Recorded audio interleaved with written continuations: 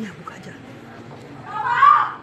Ini alasan Kejari Serang akhirnya tahan Nikita Mirzani. Tersangka pencemaran nama baik Nikita Mirzani ditahan Kejaksaan Negeri Serang. Kejari Serang Freddy Simanjuntak membeberkan alasan penahanan Nikita Mirzani.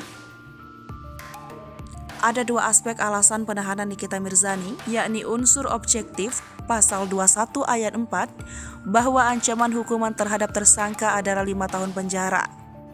Kemudian, Freddy juga menjelaskan alasan subjektif, yakni berdasarkan pasal 21 KUHP bahwa agar tidak melarikan diri dan menghilangkan barang bukti. Freddy mengatakan, Nikita Mirzani sempat menolak untuk ditahan saat proses pelimpahan berkas tahap 2. Namun, kejaksaan sudah antisipasi dan Nikita bersedia. Selama proses penyidikan di Kepolisian Polresta Serang Kota, memang Nikita Mirzani tidak ditahan sejak jadi tersangka pencemaran nama baik yang dilaporkan oleh Dito Mahendra.